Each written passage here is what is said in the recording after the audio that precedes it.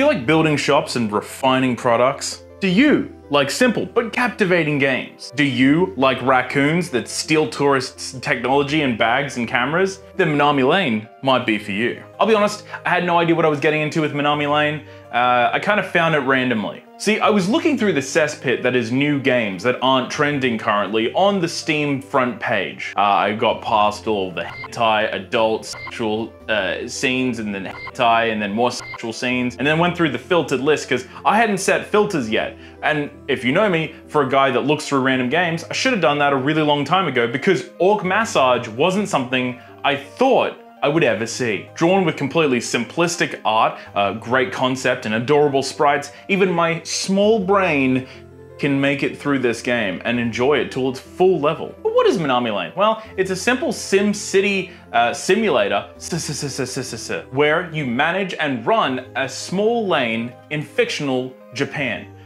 The Minami Lane is fictional, Japan is not. Japan's real, Japan is real. Only difference between this and say City Simulator or Sim City Simulator or other such names, well, the difference is that you run convenience stores, conbis, otherwise known as, or housing markets, rather than possibly destroying an entire city. I don't know. I'm gonna put it in the background with this. Yeah, that happened. I don't know what happened, but it was cool. And you supply them with ramen, karaoke, you increase the amount of young people to old people there are. Say what you will. Nation statistics haven't been put out for a while, so anyway, you can build ramen shops. Like, look at this. Look at the name. As you progress through the game, there's a whole series of different shops to unlock. The locations don't change because what happens is as you build more shops, the lane expands, and then the amount of cats you find are attracted to it. And we're gonna get into the cats a little bit later.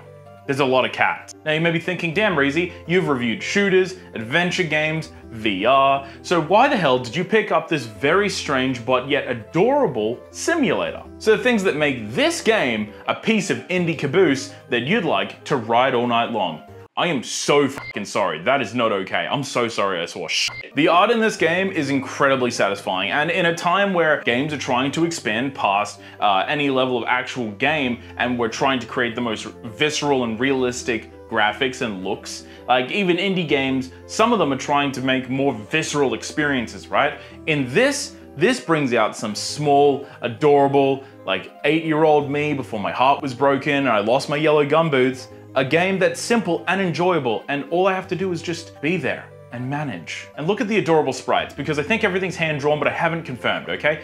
If you know anything about the game, tell me if it's hand-drawn. It was probably in the description, I probably missed it. Ironically, with the time of indie games being outshined by AAA titles or games that are trying to be uncanny valley or way too realistic or in too depth or whatever you want to call it, I believe that during this period of time of ridiculous levels of focus on graphics rather than the experience itself, this is where indie games shine. This is where indie games shine like a diamond. They shine like a diamond, like the song Shine Like a Diamond. Essentially, this one track plays throughout the game. When you're in the menu system or at the post-game or post-day summary where it tells you what customers thought, how happy people were in the area, how beautiful it was, how many cats you saw, blah, blah, blah, blah, blah. All the mission briefing stuff, the game plays the same track, but in a very chill sort of way. It's in a relaxing environment for you to review the day and micro adjust the things that you're doing, planning for the next day. Now, when you get back into the game, the track then plays, it's the same track, right? I've said track a lot of times here. The track plays again, or continues playing, should I say, but in a much boppier way. It transitions from this very calm tone of the track all the way to this very cute, boppy track. Because you're during the day, all right? You're gonna be clicking cats, cleaning up trash, and stealing money from bikers. We'll get into the third part in a second. It's much like enjoying breakfast in the morning, but then eating breakfast at night. Because if you wanna save money, eat breakfast at night. Kellogg's. Sometimes a cyclist will fly through town, right? Delivering the news. When you click on him, he will give you money. When I'm pretty sure all I'm doing is rubbing the cyclists, okay? And you know what? I'm okay with that, all right? I own this lane.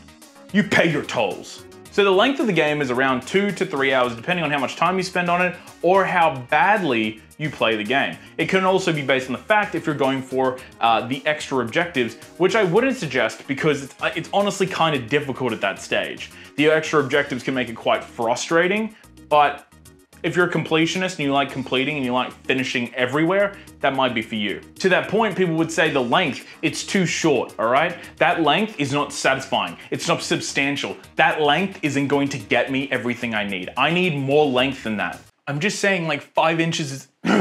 Oh, hey, the game itself is only like $6 when I purchased it. It may be like $7.50, and I've got to say this because I've had a couple of people say it to me.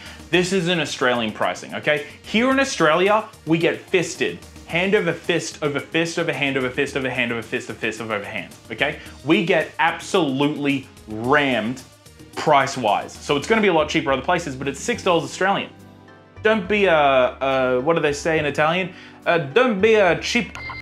I saw whatever the hell this creature is. I don't know what that is. If you enjoyed the video, give it a like, give it a comment, subscribe, share it with a friend. It really helps.